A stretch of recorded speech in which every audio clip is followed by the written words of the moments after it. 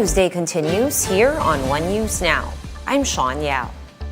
Vice President Sara Duterte presented to Congress the Education Department's proposed budget for 2023. Let's get some more details from Marian Enriquez, who's joining us live from the Batasang Pambansa. Hi, Maan. What do you have for us? Yes, Sean, the House Appropriations Panel swiftly terminated the deliberation of the proposed 2.3 billion peso budget of the Office of the Vice President. Earlier today, the deliberations only lasted for 13 minutes and no questions were asked as courtesy to the Vice President. DepEd Secretary and Vice President Sara Duterte presented the 666 billion peso budget for the Office of the Secretary. This is 12.7% higher than the 2020 restoration of the Gabaldon and other heritage school buildings. Despite the increase in DepEd's budget, there is still meager allotment for the repair and construction of new classrooms. The agency said that nearly 150,000 classrooms need repair, while over 167,000 classrooms need to be constructed from scratch. From their 86 billion peso budget request for the new construction of classrooms, only 7.6 billion pesos had been approved. This is a very big cut considering plans to resume full face-to-face classes later this year. Gabriela Partiles Representative Arlene Rosas meanwhile questioned the need for a confidential fund for DepEd amounting to 150 million pesos. VP Sara explained that the success of the programs and projects of the department depends on good intelligence and surveillance. VP Sara said they want to look into reports of alleged sexual grooming of learners, recruitment of terrorist groups, and drug use among personnel and students. She added that basic education has direct link to the national security of our country. Majority of lawmakers support the need to increase DepEd's budget and restore their original request of 86 billion pesos for construction of new classrooms. Sean, the proposed 2023 budget of the OVP and the DepEd will be tackled at the plenary for debates. Sean. All right, just one question, Maan. Did the Vice President elaborate on the big amount that is her confidential fund under the OVP? As for the Office of the Vice President confidential fund, there were no interpolation and there were no explanation on that earlier today during the budget deliberations of the budget of the OVP. So it was just tackled on the DepEd's budget, Sean. All right, thank you so much for that clarification and for those updates. Marian Enriquez reporting to us live from the Batasang Pambansa in Quezon City. And President Marcos says that renaming the Ninoy Aquino International Airport is not a priority. In a one-on-one interview with TV host Tony Gonzaga, Marcos says he has no strong feelings about changing the name of the country's main gateway. A bill to name the NAIA after former President Ferdinand Marcos Sr. has been filed in Congress. The airport is currently named after former Senator Ninoy Aquino, a vocal critic of the late strongman.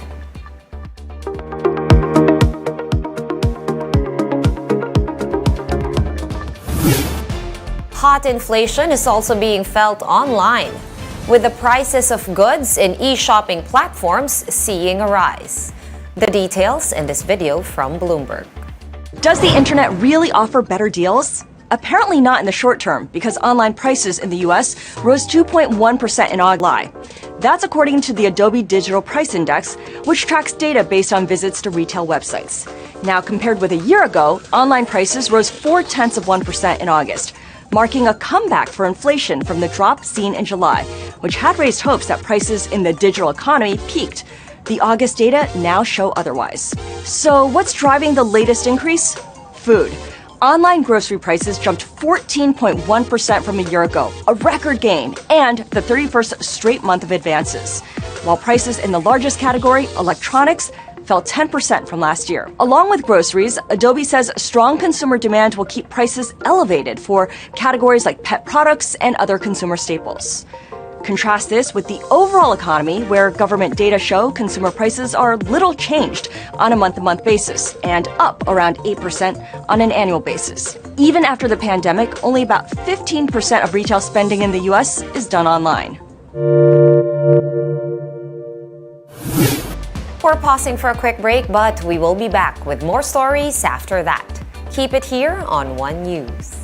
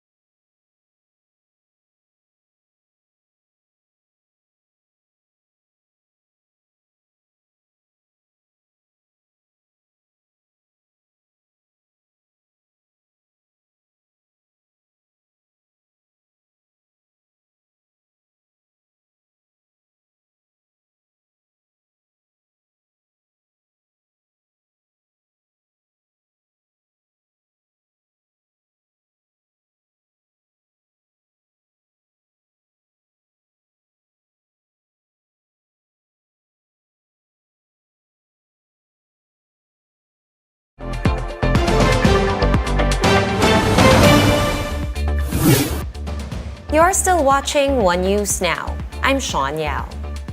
The Korean Embassy in Manila has rolled out its online appointment system to address the influx of walk-in applicants. Jenny Dongon with the report.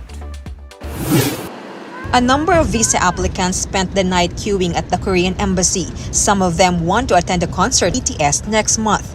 Kasi free po yung concert nila doon. Kaya feeling ko malabo kasi pag dito, kaya try natin makipagsabak sa Korea.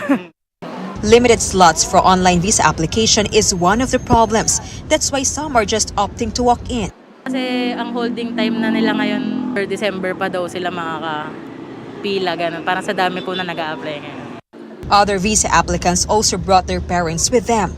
Yung anak ko, K-pop talaga siya, idol siya. So ang favorite niya, yung NCT, which is yung nag-concert nung last time, yung NCT. So ngayon, gusto niya talaga makita lahat ng mga magagandang place sa Korea. But not all were accommodated as only 100 were allowed to enter the embassy. That's why as early as noon, some were already advised to leave and to register online first. Starting Thursday, walk-in visa applicants will no longer be allowed. All applications need to go through the Korean Embassy's online appointment system. They need to click reservation to visit a diplomatic mission to secure a slot. The 8:30 a.m. schedule is for accredited travel agencies or those with Korean spouses. Tourists may use the 9:30 a.m. time slot, while the 10:30 a.m. is for government or business transactions. The Korean Embassy advised applicants with confirmed schedule to bring all the needed documents. For News 5, Jenny Dongon, we are One News. Let's now take a quick look at today's other top stories. Tropical storm Nanmadol has slightly intensified outside the Philippine area of responsibility. Pagasa says it may enter the PAR as a typhoon, but it is not expected to directly affect the country's weather. However, it will enhance the southwest monsoon or habagat, which will bring rains over some parts of Luzon and the Visayas. The Sugar Regulatory Board, with President Bongbong Marcos sitting as chairman, has approved the importation of 150,000 metric tons of sugar. The president also ordered that all sugar production from this month until August 2023 be allocated for local consumption. And in sports, PBA officials flew to Tokyo to meet with the Japan B-League in a bid to strengthen ties. The delegation includes PBA Commissioner Willie Marshall and representatives from PBA teams. Among the issues to be discussed is the exodus of Filipino players to Japan. For more updates, visit News 5, The Philippine Star, and Business World online. Visit our website, onenews.ph, for more in-depth analysis. You can also catch One News on Signal Play. Register for a free account at www.signalplay.com and stream One News Live anytime, anywhere.